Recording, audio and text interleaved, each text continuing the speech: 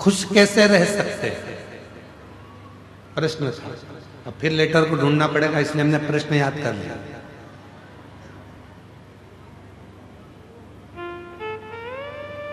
अठारह प्रश्न है, 18 प्रश्न में से तीसरा प्रश्न है खुश कैसे रह सकते हैं। इसका एक ही तरीका, एक कथा को सुन लो। खुश रहने के लिए एक कथा अपनी जिंदगी में उतार लो कि एक लड़का एक गुरुजी के पास में पहुंचा और गुरुजी से बोला कि गुरुदेव खुश कैसे रह सकते हैं।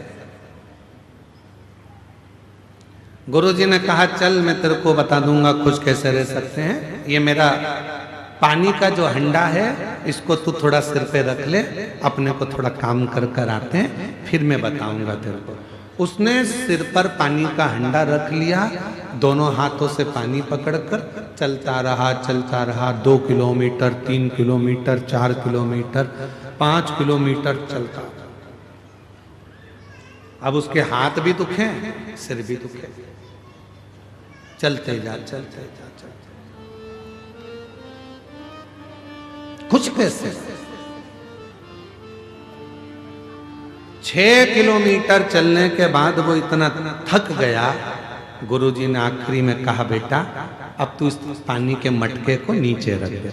उसने पानी का मटका जैसे ही नीचे रखा इतना आनंद में हो गया, इतना खुश हो गया। गुरुजी ने पूछा क्यों बेटा खुशी मिली? हाँ गुरुजी, जब तक सिर पे था इतना वजन लग रहा था, हाथ भी दुख रहे थे, सिर भी दुख रहा था, चलते भी नहीं बन रहा था, अब एकदम आनंद में हो गया। गुरुजी ने कहा बस खुश रहने का सबसे सुंदर तरीका है जितने भी बोझ हैं उनको हटा दो। किसी ने क्या कहा उधर जाने दो, किसने क्या बोल दिया उधर जाने दो, एकदम खाली रहो। और हम क्या करते हैं बोझ इकट्ठा करते हैं। मम्मी ने ये बोल दिया, पापा ने ये बोल दिया, काका जी ये बोल दिया, उसने ये बोल दिया, बहन ने ये बोल दिया, ना जाने किसका फोन आया था, उसने मेरे को ऐसा कह दिया, उसने ऐसा मैसेज डाल दिया, उसने ऐसा कमेंट कर दिया। दिन भर बोझ बोझ बोझ बोझ बोझ बोझ, और इतना बोझ अपनी बुद्धि में इकट्ठा कर लिया कि हम खुशी से जिंदगी नहीं जी पा रहे। अगर सुख चाहिए तो बोझ हल्का करना प्रारंभ कर दो, सुख की जिंदगी प्रारंभ हो जाए। तीसरे प्रश्न का उत्तर है भार लेकर मत जियो। जिसने 18 प्रश्न लिखे हैं 7 दिन में हमको उसका इंतजार है। जिसने 18 प्रश्न लिख के भेजे हैं, अगर वो 7 दिन में अगर आ जाए तो मिलने व्यासपीठ पर जरूर आना, उसको मेरे को माला पहनाना है। जोरदार प्रश्न उनका। खुश कैसे रहे, तीसरा प्रश्न था। बस खुश रहने का सबसे सुंदर तरीका है अपने भार को हल्का करो। भार को, मोबाइल किस किस के पास है दिखाना नहीं, रख लो, बस हाथ उठा लो। कौन सी कंपनी का है उससे भी मतलब नहीं है, बस हाथ उठाओ किस किस के पास मोबाइल है। हाँ रख लो, हाथ रख लो, ठीक है।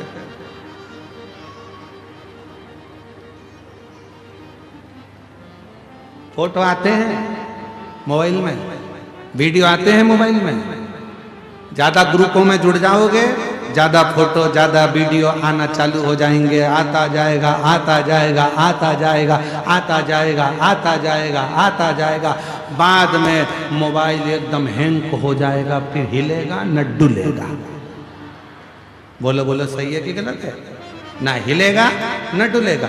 फिर तुम इधर ए छोरा इधर आ, देख तो जरा इसमें ना जाने क्या हो गया, कल तक तो अच्छा चल रहा था। अरे मम्मी इसमें ज्यादा डाटा भरा गया है, इसको डिलीट करना प्रारंभ करो। डिलीट करोगी सब कुछ खाली कर दोगी, मोबाइल अच्छा चलने लगेगा। उसी तरह अपने मन को जब खाली करना प्रारंभ करोगे तो ये दिल भी शिव में लगना प्रारंभ हो। खाली कर, और हम खाली नहीं कर रहे हैं, इसीलिए हैंक मार रहा है। इसीलिए खाली कर।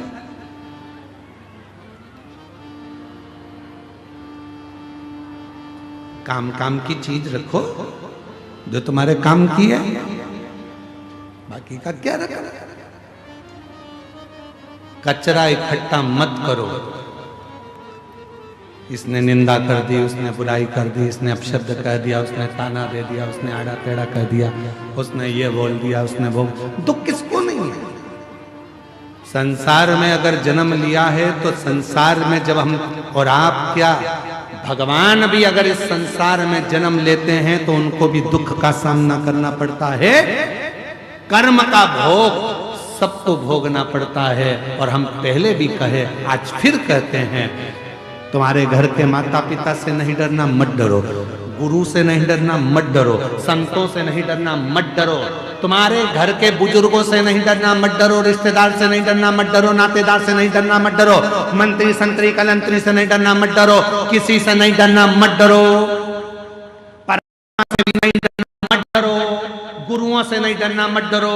धर्मशास्त्र से नहीं डरना, मत डरो। पर इतना याद रखना, अपने कर्म से जरूर डरना, क्योंकि कर्म का भुगतान तो भगवान को भी भोगना पड़ता है। कर्म का भोग तो परमात्मा को भी भोगना पड़ता है, उनको भी।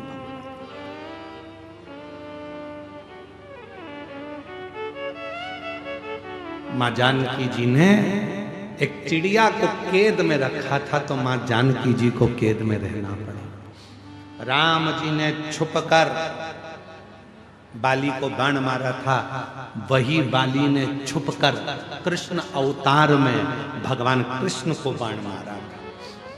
कर्म का भोग।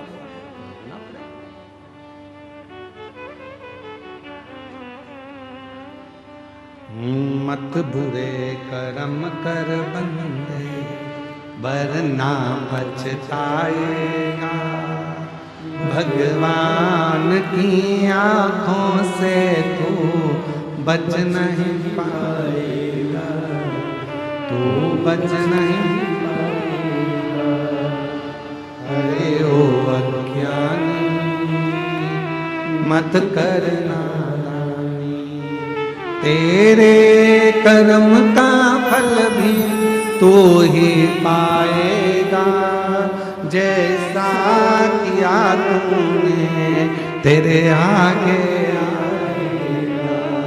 मत बुरे कर्म कर बंदे, वरना पछताएगा। भगवान की आंखों से तू बच नहीं पाएगा, तू बच नहीं पाएगा। कर्म का भोग तो परमात्मा को भी भोगना पड़ता है। परमात्मा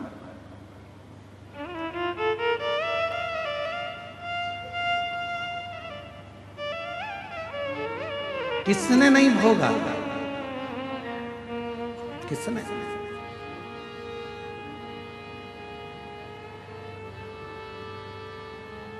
कितना सुंदर एक प्रसंग आता है।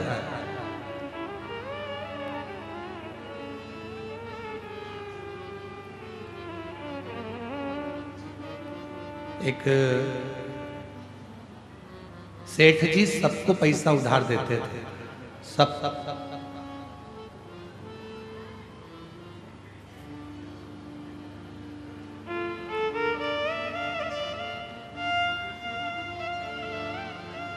सेठ जी सबको पैसा उधार देते थे, सबको।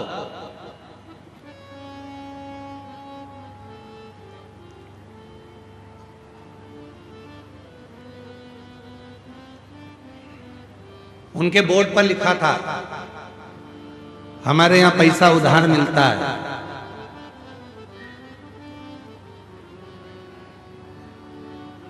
जीते जी दे देना, नहीं तो मरने के बाद दे देना। बोर्ड पे लिखा था। और गिदम में भी कोई हो ऐसा तो जरूर बता देना। एक सेठ जी के दरवाजे पर लिखा था, हमारे यहां पैसा उधार मिलता है, जीते जी दे दो, नहीं तो मरने के बाद दे देना। 2-3 चोरों ने विचार करा कि यार सेठ जी के पास बहुत पैसा है, बहुत पैसा। एक काम करते हैं कि ये सबको उधार देता है, कौन उधार मांगे? एक काम करते हैं, आज इसकी तिजोरी का पूरा माल निपटा जाता है, सब चुरा लेते हैं। जब इतना पैसा है और सबको उधार देता है तो सब चुरा लेते हैं, सारा के साथ। ठीक है।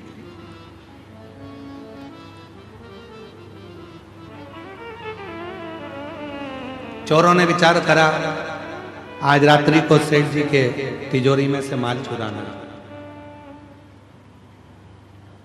ये बहुत उधार देता है। चल दिए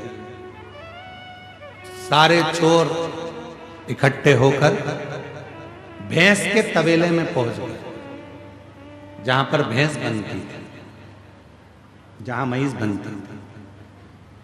छुप गए। सेठ जी अलमारी बंद करेगा, जाएगा और अपन पूरा के पूरा माल चुरा लेंगे। भैंस के तबेले में, भैंस के वाड़े में वो जाकर छुप गए, जहां भैंसे ही भैंसे बंधी हुई थी। चोरों ने छुप कर बैठे थे। इतनी देर में भैंस आपस में बात करने लगी। एक भैंस ने दूसरी भैंस से पूछा, ओ जीजी तो कितने साल से सेठ जी के यहाँ दूध दे रही है? उसने कहा मुझे 4 साल हो गए। दूसरी से पूछा तुझे कितने साल हो गए? मुझे 10 साल हो गए सेठ जी के यहाँ दूध देते देते। तीसरी ने पूछा तुझे कितने साल हो गए? उसने कहा मुझे 12 साल हो गए सेठ जी के यहाँ दूध देते देते। सब आपस में बात कर रही थी। इतने में एक बूढ़ी भैंस के पास में पहुंची। एक भैंस उससे पूछा तू कितने सालों से दूध दे रही है? कि मेरी पूरी जिंदगी यही दूध देते देते निकल गई। सेठ जी नोच नोच के दूध निकाल लेता है।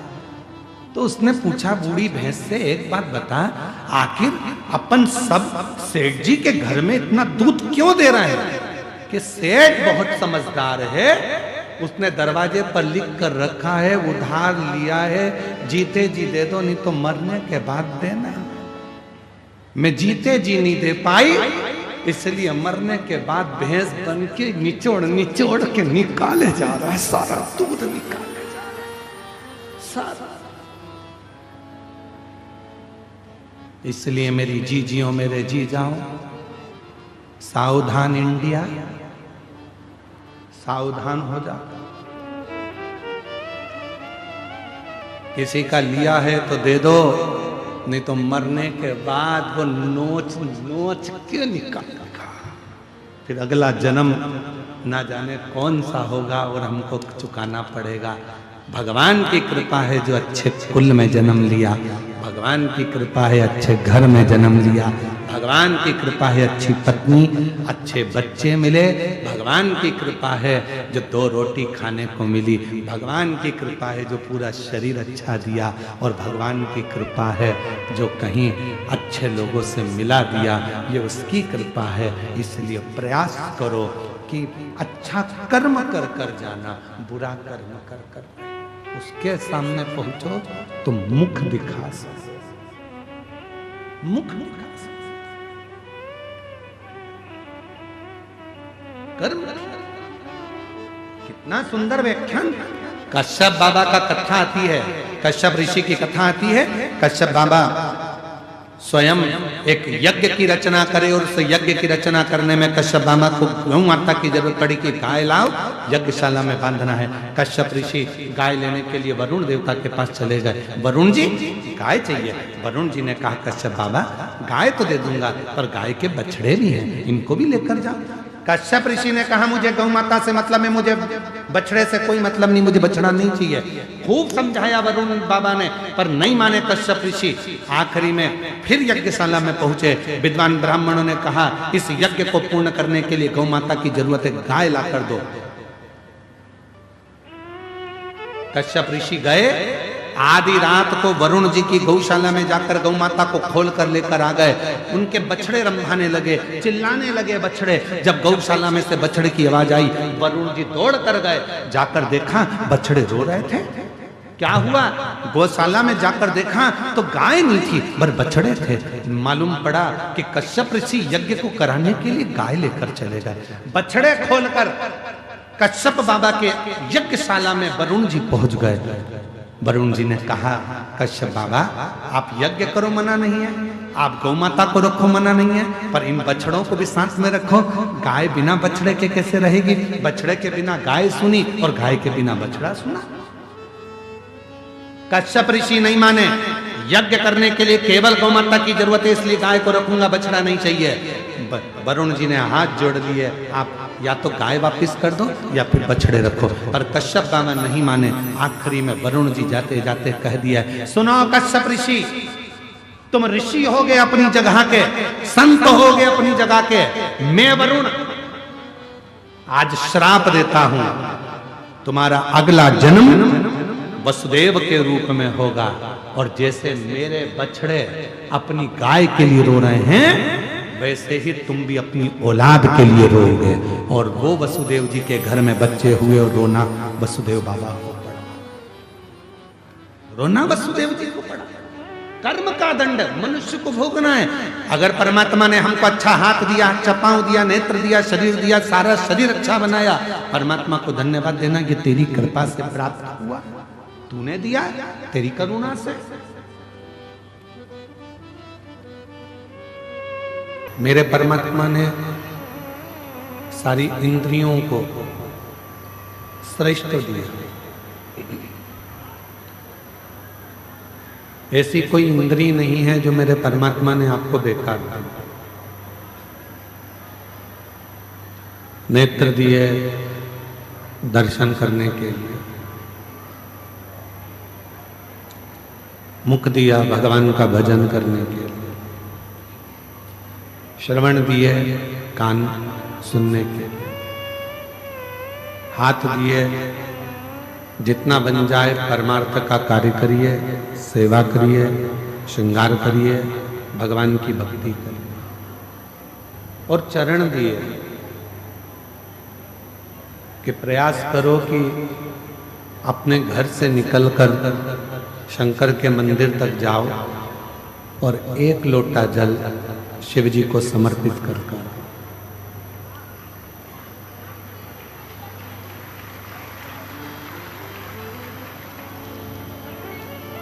अपने चरण का सदुपयोग तभी है जब हम अपने नजदीक के शंकर के मंदिर में, अपने नजदीक के शिवालय में जाएं।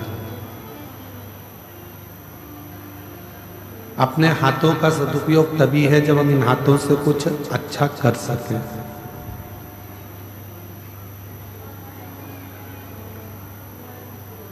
इन नेत्रों का सदुपयोग तभी है जब हम इन नेत्रों से भगवान का दर्शन कर सकें। वरना शरीर तो सबको मिलता है और फिर वो शरीर छोड़कर चले भी जाते हैं।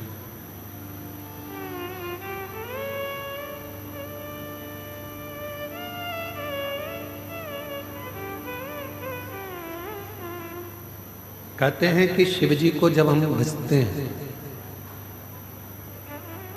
जब हम भगवान देवादिदेव महादेव का भजन करते हैं, कथा सुनते हैं या भगवान शंकर की भक्ति करते हैं, भगवान शंकर को एक लोटा जल हम समर्पित करते हैं या शिव का स्मरण करते हैं,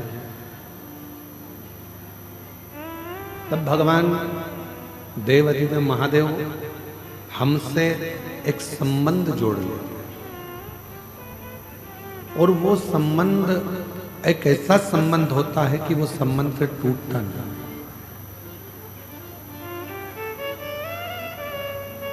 दुनिया के सारे रिश्ते मरने के बाद टूट जाएंगे। दुनिया के सारे संबंध मरने के बाद टूट जाएंगे। और कुछ कुछ रिश्ते तो ऐसे होते हैं कि जीते जी भी लोग तोड़ लेते हैं। जरा सा किसी का काम नहीं हुआ, जरा सा किसी का आपने कार्य नहीं करा, हमारी रिश्तेदारी खत्म। हम नहीं मानते कि तुम हमारे मामा जी हो, तुम हमारे काका जी हो, तुम हमारी बुआ जी हो, तुम हमारे फूफा जी हो।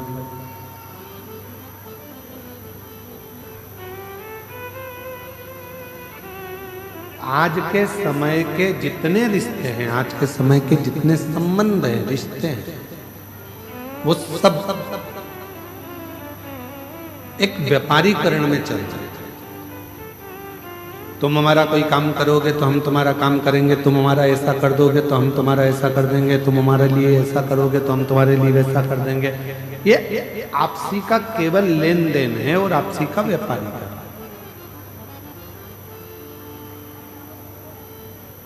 पर एक रिश्ता, एक संबंध होता है अपने बाप से, अपने पिता से। एक रिश्ता होता है अपनी माता से, संबंध होता है अपनी माता से, जिसमें कोई व्यापारीकरण नहीं है। एक रिश्ता होता है परमात्मा से, जिसमें कोई व्यापारीकरण नहीं है।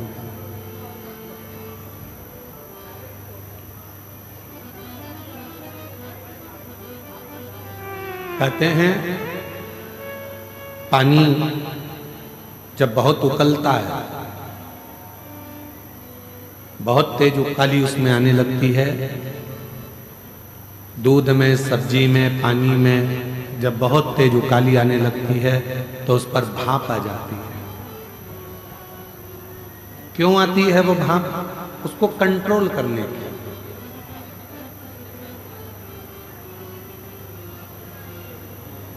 पानी में उकाली आई तो भाप आ गई, सब्जी में उकाली आई तो भाप आ गई, दूध को आपने गर्म किया, उकाली आई तो भाप आ गई।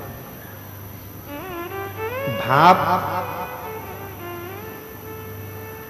उकलता हुआ देखता है तो आ जाता है। उसी तरह एक हमारा जो बाप है, हमारा जो पिता है, वो भी जब हमें परेशानी में देखता है, कष्ट में देखता है, तो हमारा शिव भी हमारा पिता बनकर, हमारा बाप बनकर हमारे नजदीक।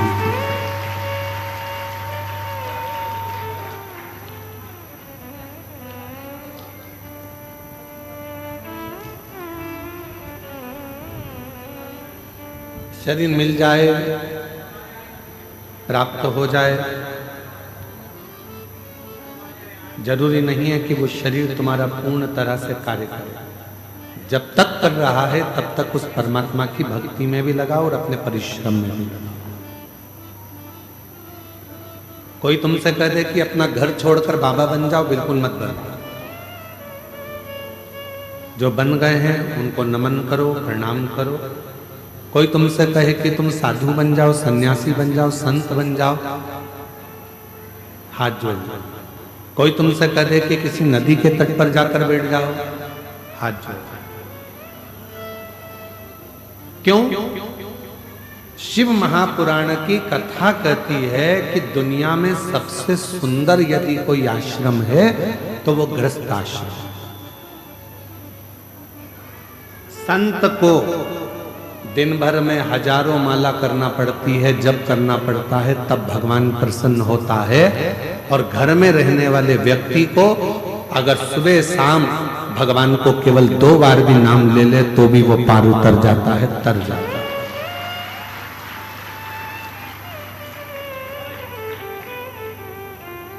संत को तपस्या करना पड़ेगी, साधु को साधना करना पड़ेगी, पर एक गृहस्थी को, घर में रहने वाले व्यक्ति को ना उसे तप करना है, ना उसे साधना करना है, ना उसे कोई योग करना है। उसे तो केवल एक काम करना है, सारी समस्या का हल बोल बम का नारा है।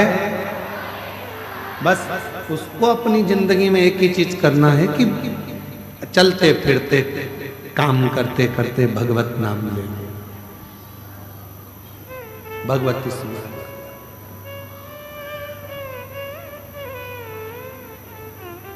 अच्छा समय और अच्छा शरीर, ये दोनों एक साथ कभी नहीं चलते। थोड़ा ध्यान देना कथा पर। आज कथा का तृतीय दिवस।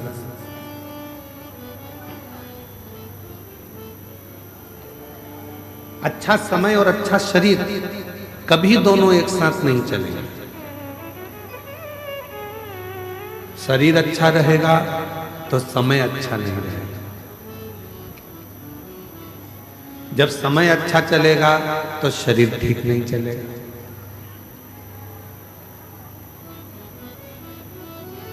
पहले मन करता था बहुत बड़ा बंगला बन जाए, बहुत बड़ा मकान बन जाए, बहुत बड़ा घर बन जाए।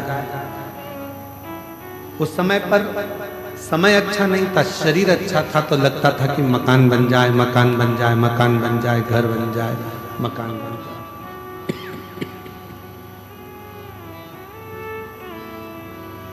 समय निकल गया, शरीर शिथिल हो गया, घुटने दुखने लगे, कमर दुखने लगी, हाथ पैर दुखने लगे। तब बच्चों ने मकान बनाया। पहले मन करता था कि मकान बड़ा हो तो मैं अंदर कपड़े धो के छत पे ले जाके सुखा दूं।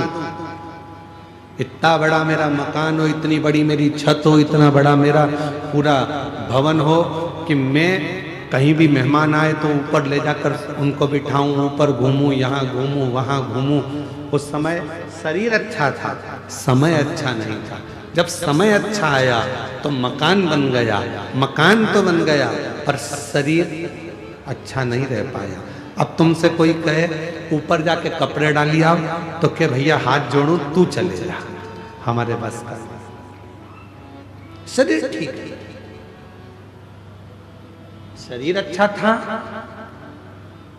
तो खाने के भी लाले पड़ जाते थे, व्यवस्था नहीं हो पाती थी, कुछ मिल पाता था, कुछ नहीं मिल पाता था। और अब समय अच्छा आ गया, बच्चे कमाने लगे, व्यापार व्यवसाय अच्छा चलने लगा, सब काम अच्छा हो गया तो मालूम पड़ा थोड़ा बहुत भी खा लो तो मालूम पड़े पेट में तकलीफ हो जाती है, शरीर सही नहीं रह पाता। समय और शरीर ये दोनों एक साथ अच्छे बहुत कम चलते हैं। और मेरी जीजियों, मेरे जीजाओं, मेरी बेटियों, बेटाओं, मेरी माताओं, मेरे बुजुर्ग माँ बाप, ध्यान रखना इस बात का, यदि तुम्हारा शरीर भी अच्छा चल रहा है और समय भी अच्छा चल रहा है तो खूब दोनों हाथों से भजन भी करो, काम भी करो, मेहनत भी करो, संघर्ष भी करो और भगवत नाम का स्मरण भी करो। अगर ये कथा शिव महापुराण की आई है, शरीर अच्छा है, परिवार वालों से कहो कि मुझे लेकर चलो, मुझे कथा में छोड़कर आओ। कहाँ हो रही है? गिदम में हो रही है, 25-50 किलोमीटर दूर है, चलो। आज हम वनवासी क्षेत्रों में जब गए, सुबह जब हम बारसूर पहुंचे, वहां पर बहुत सारी आदिवासी जीजियों से, वनवासी जीजियों से मिलना हुआ। उनके चेहरे पे बड़ी प्रसन्नता थी। उनके मुख से निकला कि हमने शिव को देखा कि नहीं देखा, पर गुरुजी आप आ गए तो हमको लगा कि हमारा शंकर का दर्शन हमारे बारसूर में हो।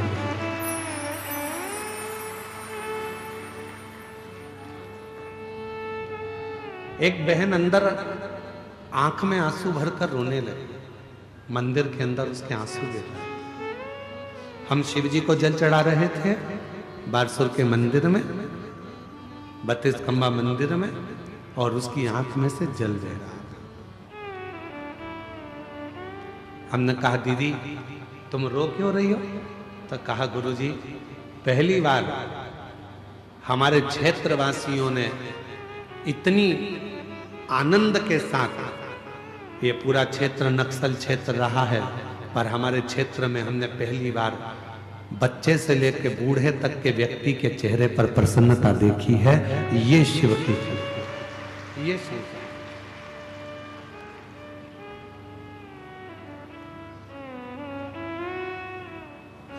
शरीर अच्छा है, भगवान ने दिया है तो इसका सदुपयोग कर लो, मेहनत करने में पीछे मत हटो।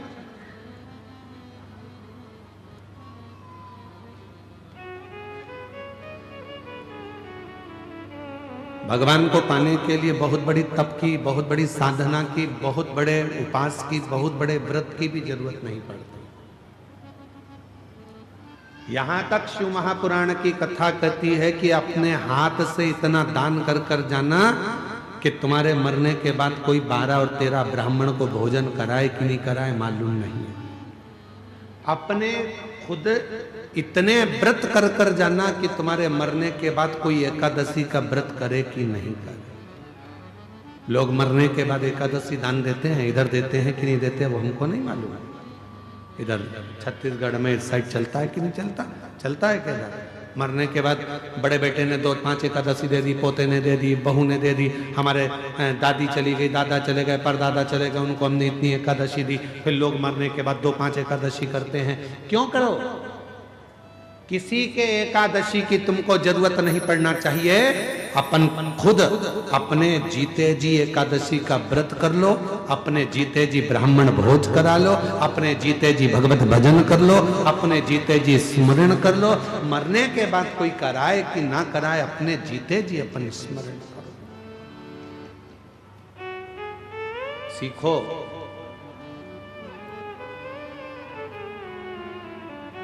श्री विजय प्रसाद जी तिवारी जी को मैं धन्यवाद दूंगा। कहां बैठे हैं? कहां बैठे? काहे नीचे बैठ गए? तुम्हारे पांव में तकलीफ हो रही थी, ऊपर बैठो। नहीं है तकलीफ? जरा इनको देखो, 82 है ना, 82। और कल इन्होंने 94 वाले से भी मिलवाया था हमको, और वो भी चल के आए थे। 81 जय हो। इतनी अवस्था होने के बाद भी इनके चेहरे की प्रसन्नता देखिए कि शिव महापुराण की कथा करवा कर इनके चेहरे पर कितना तेज आया है, कितना तेज। कोई थकान नहीं दिखती है। हमारे साथ सुबह बारसूर भी गए, दर्शन भी किया, घूमे भी। कल दंतेश्वरी माता के दर्शन करने गए, माननीय विधायक महोदय भी साथ में थे, श्री चेतरा मटामी जी भी, और आप भी साथ में थे। कोई कोई हमारे जो साथ के बच्चे हैं वो दौड़ने में थक रहे थे, पर ये तिवारी जी एकदम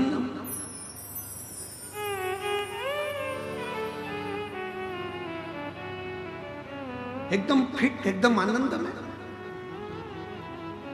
उसका कारण क्या है?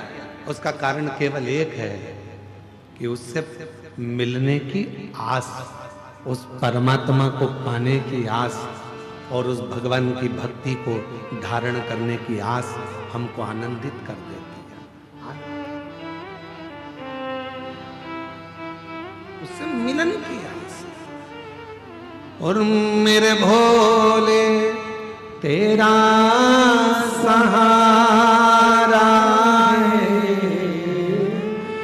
मेरे भोले तेरा सहारा है, मेरी नैया का तू किनारा, मेरी नैया का तू किनारा, मेरे बाबा तुझे पुकारा है, मेरे बाबा तुझे पुकारा है, मेरी नैया का तू किनारा, मेरी नैया का तू किनारा। एक शरीर के चलते चलते अपनी एकादशी करो, शरीर के चलते चलते दान करो, शरीर के चलते चलते खूब संघर्ष करो, शरीर के चलते चलते भगवत भजन करो। शरीर नहीं चलेगा तब कुछ नहीं कर सकते।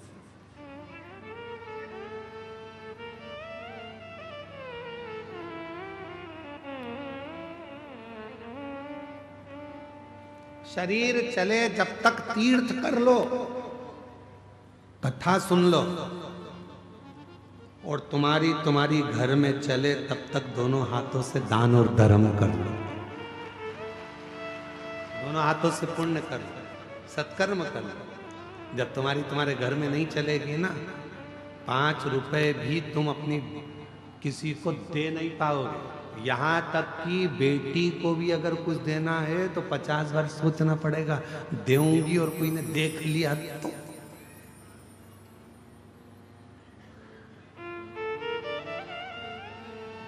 शरीर चले तब तक तीर्थ करो, कथा सुनो, भगवत भजन करो, स्मरण करो, और तुम्हारे घर में चले तब तक भगवान की भक्ति करो, दान करो, पुण्य करो, सत्कर्म करो, जो तुम अच्छा कर सकते।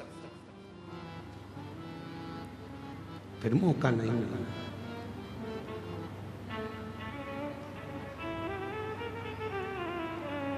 पहली कथा है हमारे जीवन की जिस कथा में इस बस्तर क्षेत्र में, नक्सल क्षेत्र में, आदिवासी वनवासी क्षेत्र में पहले भी कथा करी, पर यह पहली वनवासी आदिवासी क्षेत्र की ऐसी कथा है जिसमें आसपास के पूरे गांव के लोगों ने मिलकर 10 लाख खाने की पत्तल बनाई है, पत्ते की, भोजन करने के लिए।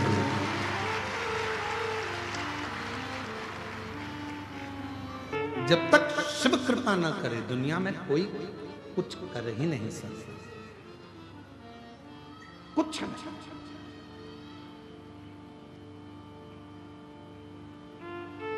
ये उसी की उदारता, ये उसी की करुणा।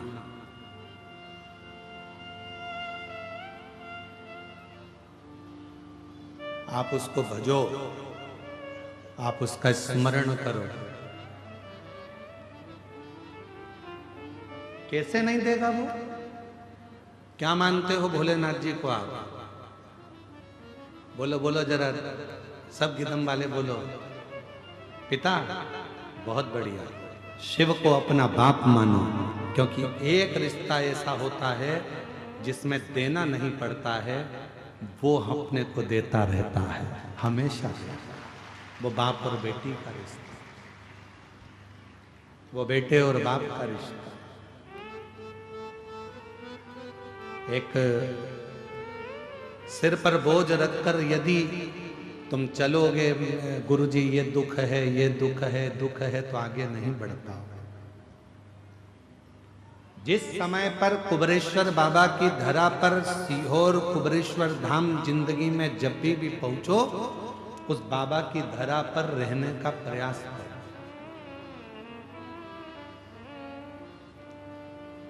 सीहोर आना कुबरेश्वर धाम पर तो ये विचार कर आना कि हमें होटलों में नहीं ठहरना है।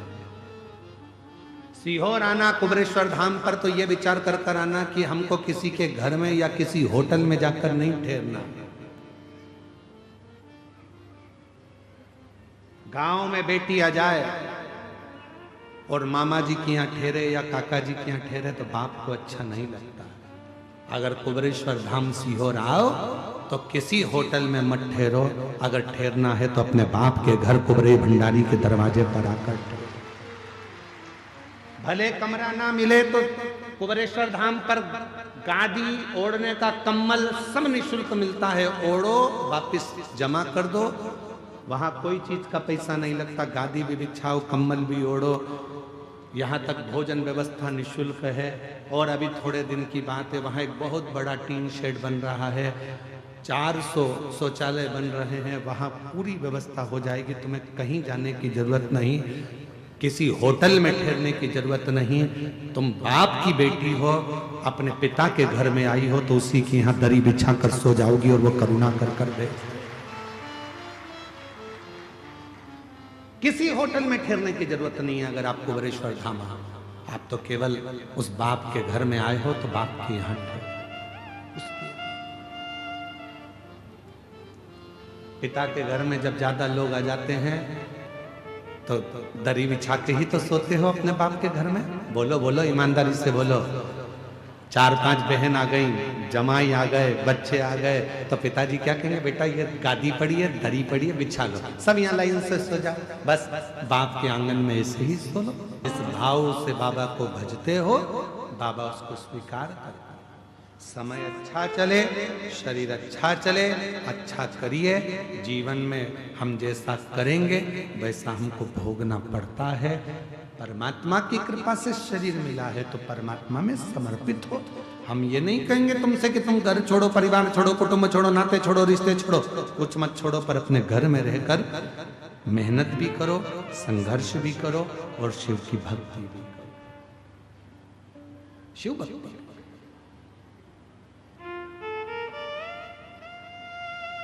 ज्यादा बोझा अपने सिर पर रखकर मत चलो।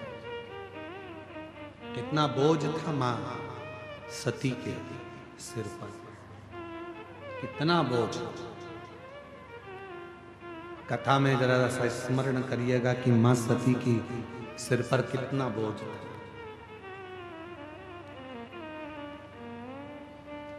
हल्का नहीं कर पाते हैं तो लोग फिर अपना शरीर त्याग देते हैं।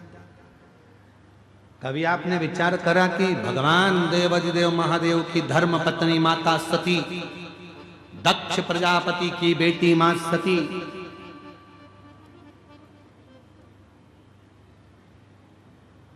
कोई साधारण थी क्या?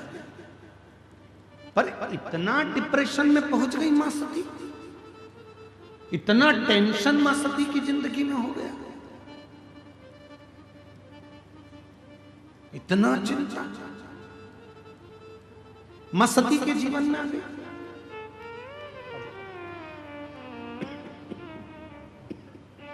आइए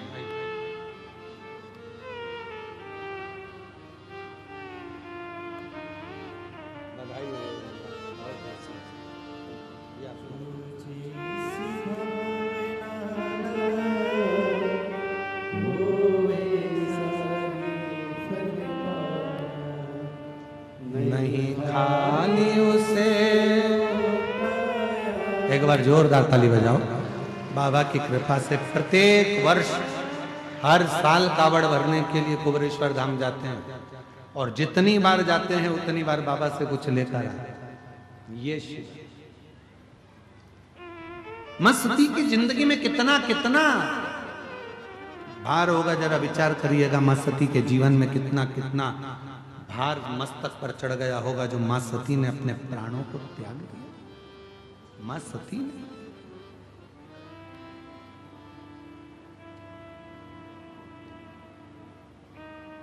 विचार करिए। मां सती बैठी हुई थी, पिता ने यज्ञ रखा था, यज्ञ सबको बुलाया था, मां सती को, शिव को नहीं। सब आए हैं यज्ञ में, पर भगवान देवाधिदेव महादेव के पास में कोई पत्र नहीं गया, कोई बुलावा नहीं गया, कोई बुलाया नहीं गया, कोई ने जाकर सूचना नहीं दी कि दक्ष प्रजापति के यहाँ यज्ञ है, तुम आओ। बल्कि यज्ञ के पहले दक्ष प्रजापति ने एक सभा रखी थी। उस सभा में भगवान देवाधिदेव महादेव बैठे थे और सब बैठे हुए थे। दक्ष प्रजापति का आगमन हुआ था। शंकर भगवान उठकर खड़े नहीं हो पाए, सब खड़े हो गए, शिव खड़े नहीं हुए।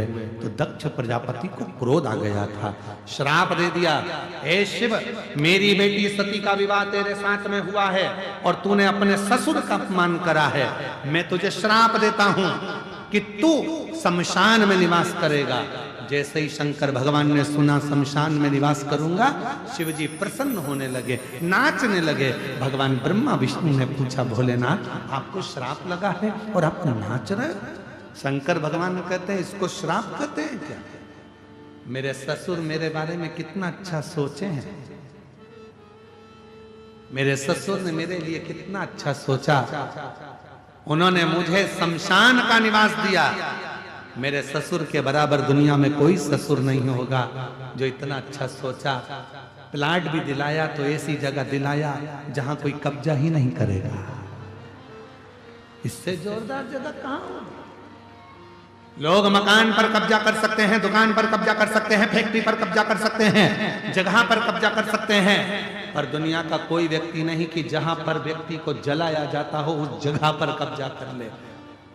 मेरा स्थान वहां होगा, ये तो मुझे प्रसन्नता होना चाहिए।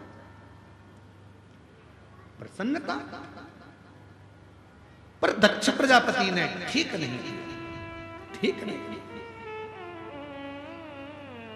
सती मैया के ऊपर टेंशन आ गया, मेरे पिता ने मेरे पति का अपमान कर दिया।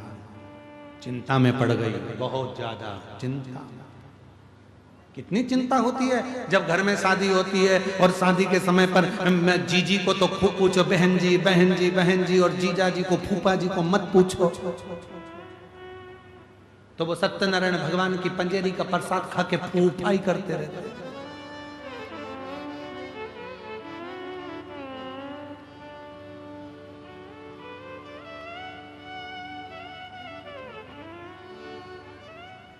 एक ही नाम है जो आज तक चेंज नहीं हुआ। जीजा जी जीजू हो गए,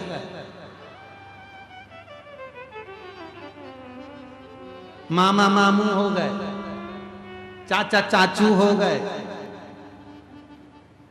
केवल एक ही है वो आज तक चेंज नहीं हुआ, फूफा।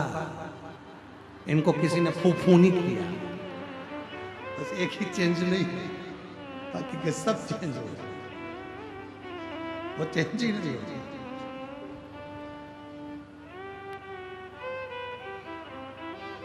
महाराज शिव कथा कर रही है, भगवान शंकर का चरित्र कर रहा है, शिव पुराण कर रही है। सती मैया को थोड़ा भार बढ़ने लगा, मेरे पति का अपमान हो गया, मेरे पति को अपशब्द कहा गया, मेरे पति को ताना दिया गया, मेरे पति को आड़ा टेढ़ा कहा गया, मेरे पति को अपशब्द कहा गया। चिंता बढ़ती गई और चिंता क्या बढ़ी, जब सबको बुलाया और सती माता के यहाँ कोई पत्र ना आया, तब और ज्यादा मस्ती टेंशन में पड़ गई, भार बढ़ गया।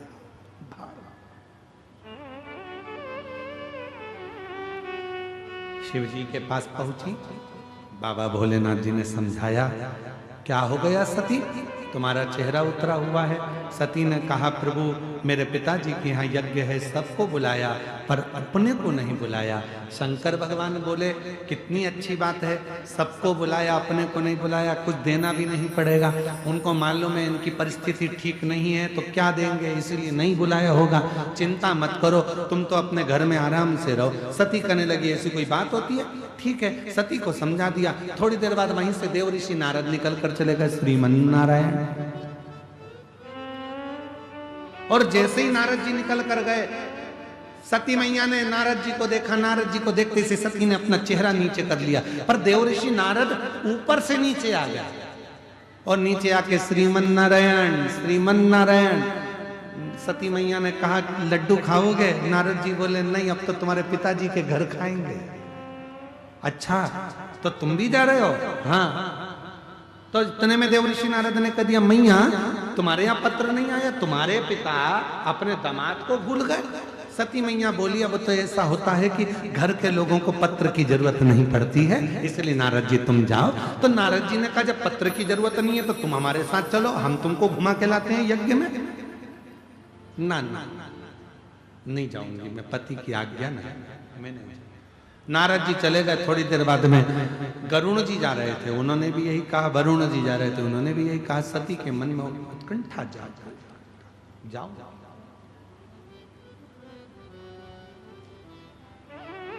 समझा रहे हैं शिव। आज भगवान शंकर समाधि में भी नहीं बैठे, अपनी धर्म पत्नी सती को समझाते रहे। देखकर ललायित मत, ललायित मेरी जीजियों, दीपावली पर किसी के घर में भी मिलने जाओ, पर उसके घर के पर्दे से और उसके घर के जेवर से मतलब मत रखो। दूसरे के यहाँ मिलने जाते हो दिवाली पर, उसके घर की पेंटिंग और उसके घर के पर्दे देख कर आती और घर में आके प्राण खाती हो। अपन को वैसे ही लाना है, वैसी चूड़ी बनवाना है, वैसी मंगलसूत्र बनवाना है, वैसी मंगलसूत्र लाना है, वैसी पायजेब लाना है, वैसी तगड़ी लाना है। दिन रात दिन रात दिन रात दिन रात कलेश। और आखिरी में पति दिला भी देता है, जब एक दिन ऐसा आता है करवा चौथ का। इधर होती है करवा चौथ की नहीं होती है? अरे जम के तो बोलो, होती है। एक दिन ऐसा आता है करवा चौथ का कि पति बेचारा अब जिद कर रही है तो दिला भी देता है। ना जाने कहां कहां से कर्जा वर्जा कर कर गले में एक छोटा सा पेंडिल दिला देता है।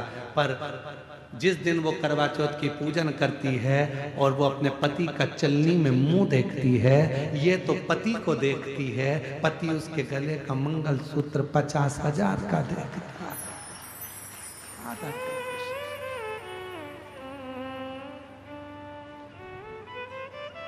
ये चंद्रमा को धन्यवाद देती है, पति भी चंद्रमा को धन्यवाद देता है। वारे चंद्रदेव, बड़ी कृपा करी, 50,000 का पेंडिल एक दिन में दिलवा दिया है।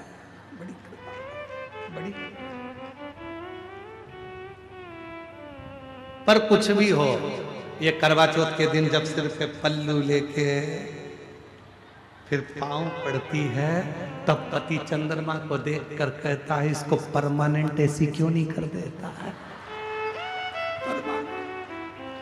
जैसे आज ये पांव पड़ रही है ऐसी ही तो इसको परमानेंट कर दे कि ये रोज मेरे कम से कम एक बार तो पांव पड़े। और पढ़ना चाहिए। देखो घर के बुजुर्गों के पांव और पति के पांव जरूर पढ़ना चाहिए। आप में से कितनी माताएं जो अपने पति के रोज पांव पड़ती है, जरा हाथ उठाओ। अरे झूठ मूठ की उठा लो। 1 2 3 4 5 6 7 8 8:30 8:30 इसलिए उठाया था, गिरा दिया, मैं समझ गया। 30 त्योहार पे पढ़ती होगी, करवा चौथ, दीपावली, बस इस समय पर। अच्छा जाने दो, अब तुम नहीं पढ़ती तो जाने दो। अब तुम में से वो उठा लो, तुम नहीं पढ़ती हो तो वो पढ़ लेता। कभी कभी वो भी तुम्हारे पाँव पढ़ लेता है। जब तुम गुस्से में होती हो, झगड़ा करती हो, तो वो कह देता है तेरे हाथ जोड़ो, चुप हो जा। चुप हो जा। कभी कभी वो भी कह देता है कि तू चुप हो जा, तेरे पाँव पढ़ रहा हूं, तू चुप हो। क्यों मेरी माँ से झगड़ा कर रही है, क्यों अब शब्द बोल रही है, तेरे पाँव पढ़ता हूं, चुप हो जा। तो कभी कभी वो भी पढ़ लेता है, उसमें कोई दिक्कत वाला विषय नहीं है। पर पढ़ना चाहिए, रोज चरण रोज पढ़ो। अपने परमात्मा के, पति के और पिता को, माता पिता को, बुजुर्गों को नमन करना चाहिए। दीन बंधु दयालु दया कीजिए। कल से जो अपने पति को प्रणाम नहीं करे उसको उठा लीजिए, प्रणाम करो। रोज प्रणाम करने में जाता क्या तुम्हारा? बोलो तो कर, हाँ ना। अच्छा मत बोलो, मुंडी हिला के बता दो तुम।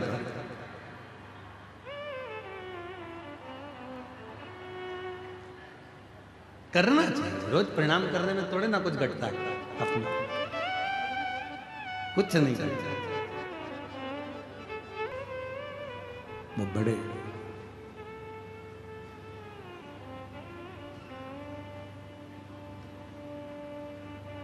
सर्वे भवन्तु सुखी। शिव कथा कह रही है। सती मैया को भगवान भोलेनाथ जी समझा रहे हैं, बारंबार समझा रहे हैं, बार बार उपदेश दे रहे हैं, पर सती मां समझने को तैयार नहीं। क्यों? उसका एक कारण होता है, जब व्यक्ति की बुद्धि में थोड़ा सा भी टेंशन आकर रुक जाता है तो फिर उसको रह रह कर वही बात बार बार याद आती रहती है, वही दिखता रहता है।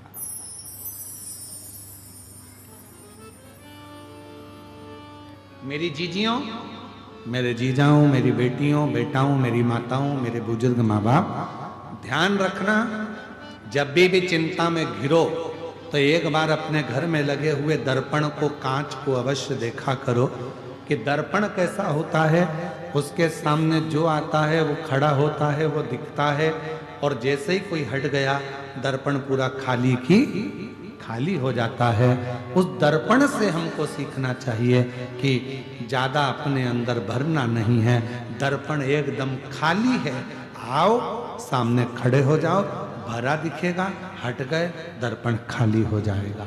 उसी तरह अपने अंदर ज्यादा अभिमान, अहम, अहंकार या किसी भी तरह के कोई विचारों को हम ज्यादा भर लेंगे तो वो हमको जीने नहीं देंगे, वो हमको जीने नहीं देगा।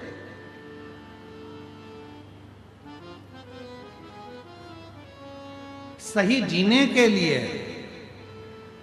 अपनी जीवन को, अपनी जिंदगी को सही बनाने के लिए सबसे ज्यादा जरूरी है किसी भी बात को अपने भीतर ना रखना, उसको हटाते चले जाना, डिलीट करते चले, हटाते चले। और हम तो बाबा के भरोसे चलते हैं, हम तो बाबा के भरोसे चलते हैं, ये दुनिया वाले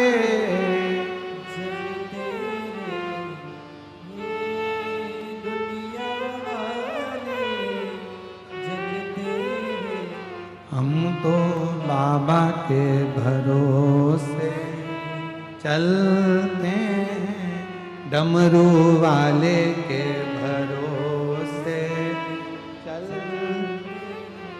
काशी वाले के भरोसे चलते हैं। अपने भगवान के आश्रित होकर उसके भरोसे पर चल, बिना चिंता के। सती मैया ने बहुत सारा भार ले लिया और बहुत टेंशन लेने के बाद मां सती आखिरी में शिव जी का कहना नहीं माना, प्रणाम किया मां सती ने और चल दी अपने पिता के घर।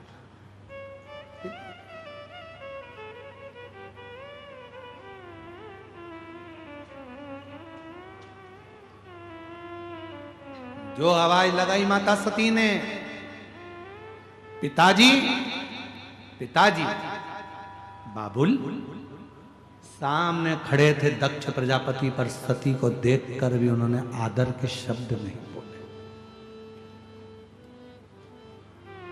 आदर का संबोधन नहीं दिया। सामने खड़े थे माता सती के बहन, सामने खड़ी थी बहुत सारे बहनोई, माता सती के जितनी बहनें थीं, दामाद थे, सब ने सती को देखा पर किसी ने आदर नहीं दिया, सम्मान नहीं दिया, सत्कार नहीं। ना बहन मिली, ना भाई मिले, ना पिता मिले, केवल एक मां, माता सती की मां प्रसूति, माता सती की मां प्रसूति आई और मां मां होती है, मां मां होती है। इसीलिए जो माता पिता का घर है उसको मायका कहते हैं। मायका मतलब मां का आसियाना, मां की गोद, मां का घर, मायका का। लोग कहते हैं गुरुजी मां नहीं है, पिताजी तो है, तो उसको पिता का घर क्यों नहीं? मां के नाम से मायका है।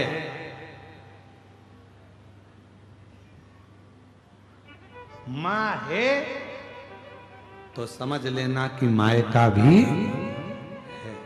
और जिस दिन मां चली जाती है, घर सूना हो जाता है, पूरा परिवार। तुम कितने भी बार मायके में आ जाओ, कितने भी बार आप कितने भी बार मायके आओ, कितने भी बार आप पिता से मिलने आ जाओ, भाई बहन से मिलने आ जाओ, पर वो मायके जैसा सुख जब मां थी वैसा सुख नहीं मिल सकता, वैसा सुख।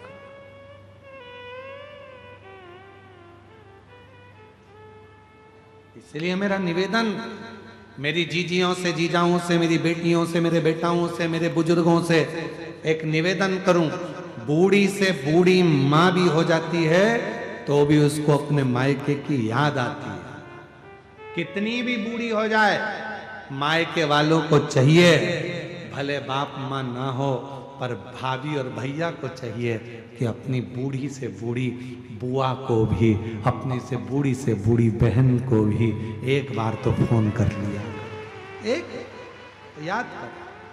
नहीं चाहिए उसको धन तुम्हारा, साड़ी भी मत देना, एक जोड़ी कपड़ा भी मत देना, पर अपनी बहन को कितनी भी बुजुर्ग हो जाए, बुआ जी भतीजे हो तो फोन लगा कर बोला करो, बुआ दुआ देगी, मेरे भतीजे ने याद किया है, बुलाया है। बुजुर्ग है, बूढ़ी है, फिर भी आस। महाराज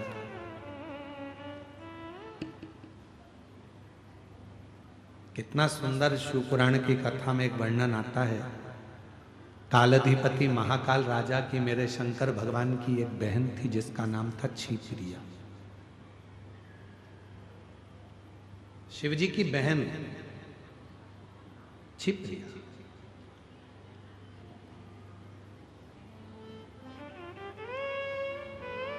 भगवान देवाधिदेव महादेव तो समाधि में लीन रहते थे, शंकर भगवान साधना में लीन रहते थे। पर जब जब कोई त्योहार आता था तब भगवान श्री गणेश जी महाराज, षडानंद कार्तिकेय जी महाराज, रिद्धि सिद्धि सब अपनी बुआ छिप्रिया से मिलने के लिए जाते थे। इसलिए आज भी उज्जैन में माँ छिप्रा के तट पर हर सिद्धि है, माँ छिप्रा के तट पर विनायक हैं, भगवान श्री गणेश जी हैं, माँ छिप्रा के तट पर काल भैरव हैं, माँ छिप्रा के तट पर सारे 33 कोटि देवता, 84 महादेव सब छिप्रा के तट पर विराजमान है। गणेश जी अपनी बुआ से मिलने के लिए जाते थे, भगवान शंकर जी की बहन छिप्रिया से मिलने के लिए जाते थे। एक नियम बनाओ, आप बुआ के घर नहीं जा सकते, आप बहन के घर नहीं जा सकते, तो कम से कम महीने में, 2 महीने में, 4 महीने में, 6 महीने में एक बार उसको याद कर लिया करो, बुआ जी कैसी हो। भले बूढ़ी हो गई, शरीर शिथिल हो गया, 60 साल, 70 साल, 80 साल की हो गई, पर तुम्हारा एक फोन उसको ऊर्जा दे देगा, उसको लगेगा मेरा मायके का कोई बैठा है जो मुझे याद, मेरे मायके का नहीं चाहिए। तुम्हारा धन उसका पति खूब लाता है, कमाता है, देता है, पर तुम्हारे धन की उसको जरूरत नहीं है, तुम्हारे वैभव की उसको जरूरत नहीं है।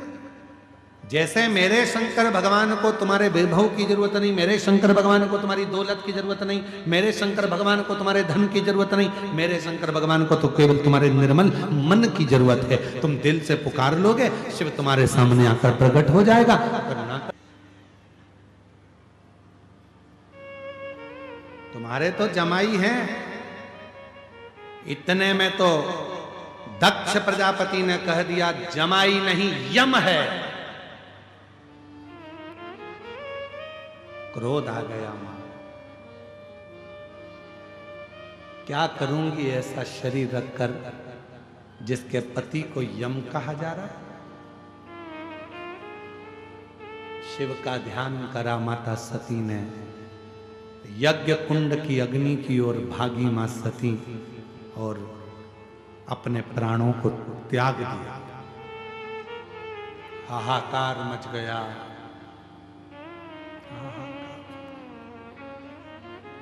स्वामी यम कहां है तुमको, यम कैसा होता है, दिखाना मेरे पिता को।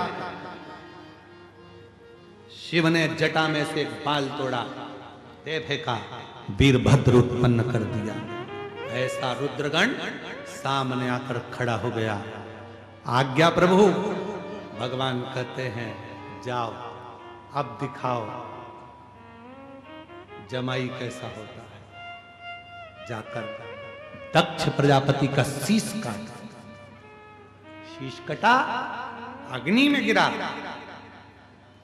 अग्नि में जाकर गिर गया शीश। हाहाकार मच गया, देवताओं ने हाथ जोड़ लिए, भोले बाबा यज्ञ पूर्ण नहीं होगा तो देवताओं पर आन बनेगी। दक्ष प्रजापति के मस्तक पर, धड़ पर बकरे का मुख लगाया गया है।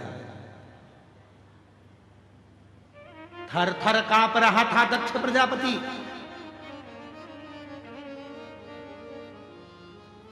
सामने जमाई के रूप में यम स्वयं नजर आ रहे थे। लग रहा था कि अब तो मृत्यु निश्चित है,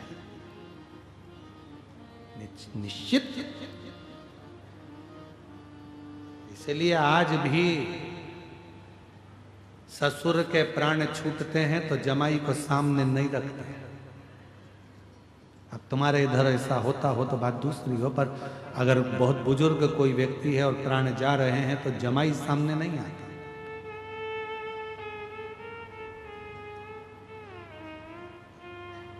पर आज के समय के कई जमाई इतने अच्छे होते हैं कि वो निभा कर चलते हैं, साध कर चलते हैं, ससुर को भी अपना पिता मानकर उसकी सेवा भी करते हैं। सेवा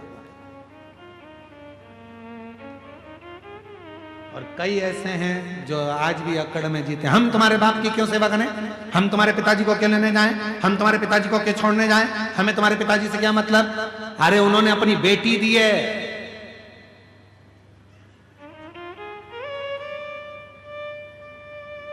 शिव महापुराण की कथा कहती है लड़की को लड़के के माता पिता का आदर करना चाहिए, और शिव पुराण की कथा कहती है लड़के को लड़की के माता पिता का आदर करना चाहिए। वो भी माँ बाप हैं और ये भी माँ बाप, वो भी माँ बाप है और ये भी माँ बाप है। आप अपने सास ससुर का आदर करिए और आप अपने सास ससुर का आदर करिए, आप इनका सत्कार करिए, वो उनका सत्कार करिए। पर होता उल्टा ही है। हर लड़की ये चाहती है कि तुम हमारे माँ बाप का सम्मान करो, भले हम तुम्हारे करें चाहे नहीं। आदर बराबर का होता है तो माँ बाप वो भी ना, तुम्हारे पति के माँ बाप हैं तो माँ बाप वो भी तुम्हारी पत्नी के माँ बाप हैं, दोनों का बराबर आदर होना चाहिए, दोनों का सम्मान। लड़के को चाहिए कि वो लड़की के माँ बाप का करे और लड़की को चाहिए कि वो लड़के के माँ बाप का करे। आदर जो सम्मान।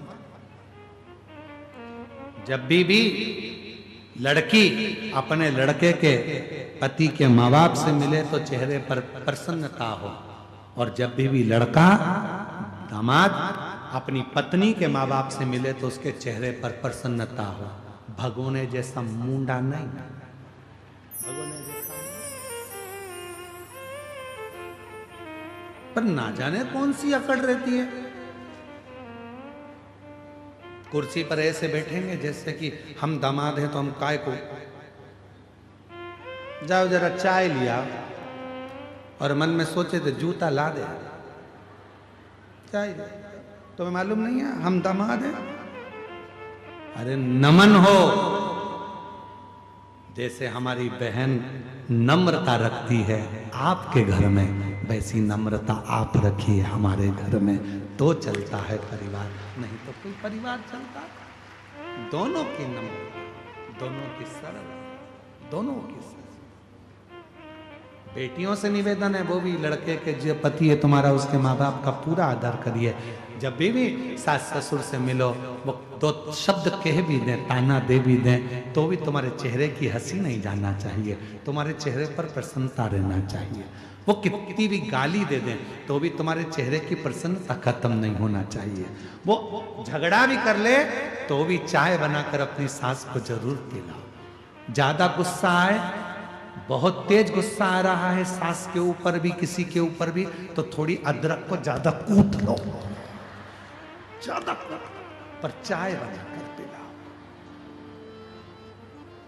और ज्यादा गुस्सा आए तो आलू के पराठे बनाओ, आटा भी अच्छी जमजम के उसनो गुस्से में, और आलू को भी मलो ऐसे लपक के कि पूरा गुस्सा उस आलू पे निकल जाए।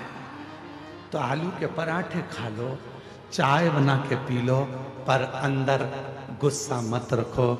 फिर कितनी भी नाराजगी हो एक दूसरे से प्रेम करना प्रारंभ करो,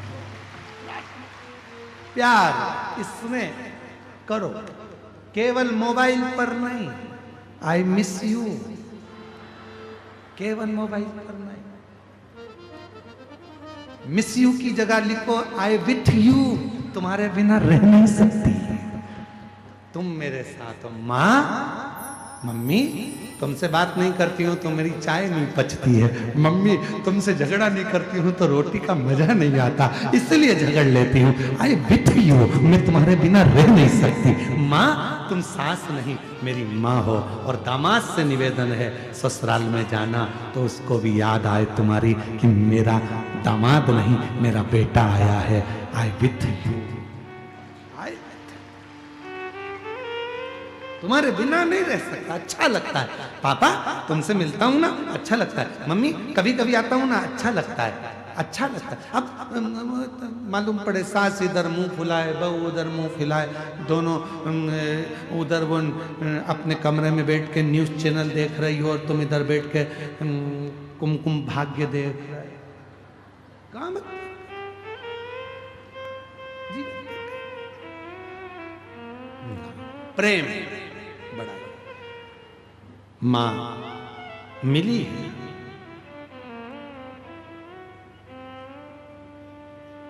क्रोध, वीरभद्र ने दक्ष प्रजापति का सिर कट गया, सती माता जलकर भस्म हो गई। शिवजी आए, देखा मां सती के शव को, शरीर को उठाया, अपने कंधे पर तांडव रचना प्रारंभ कर दिया भगवान शंकर ने।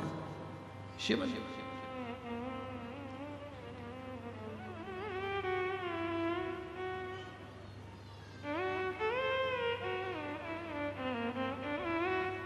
और जो तांडव करा शिव जी ने, सब घबरा गए। ब्रह्मा जी ने भगवान विष्णु जी को याद किया, प्रभु कृपा करिए, जब तक सती माता का शरीर कंधे पर रहेगा तब तक महादेव का क्रोध शांत नहीं होगा, ये शरीर नीचे गिर जाए, ऐसी कुछ कृपा कर दीजिए। भगवान विष्णु बोले सामर्थ्य नहीं सती के शरीर को काटने की, क्योंकि शरीर सती के शरीर में शिव बसे हैं, उनके अंग 3.5 करोड़ रोम छिद्र मनुष्य के शरीर में हैं। ये 3.5 करोड़ रोम छिद्र में शंकर समाया है, इसको काटा नहीं जा सकता। कौन काटेगा? तो क्या सुदर्शन चक्र तो शिव जी का है ना, उसी से काट दो। शंकर के चक्र से ही सती के शरीर के टुकड़े किए, टुकड़े गिरते गिरते 52 शक्तिपीठ का निर्माण हुआ। उसी में से एक शक्तिपीठ जहां पर दंत गिरा, वो ये दंतेवाड़ा दंतेश्वरी माता का शक्तिपीठ।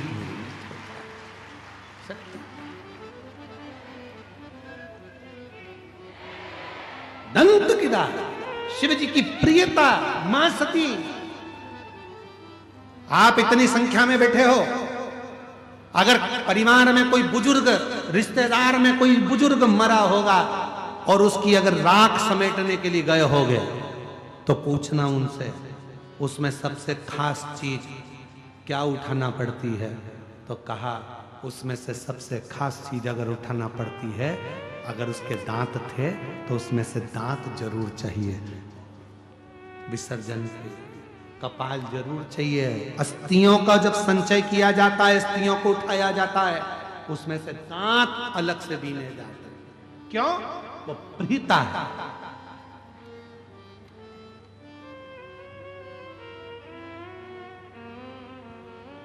पूरे शरीर की हड्डियां ना मिले, एक दंत भी मिल गया और उसकी भी क्रिया कर दी जाए तो पूरे जीव को मुक्त हो जाता है। उसी तरह 52 शक्तिपीठ में अगर कोई ना पहुंच पाए और जिंदगी में एक बार मां दंतेश्वरी का दर्शन कर ले तो पूरी शक्तिपीठ का फल प्राप्त हो। वो मां दंतेश्वरी है जो दंत के रूप में विराजमान।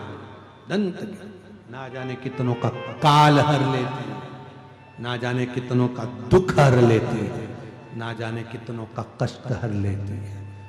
और जब उसका मन पड़ता है तो मंदिर से निकलकर भक्तों के बीच में नृत्य भी कर लेती है। वो दंतेश्वरी, वो दंतेश्वरी।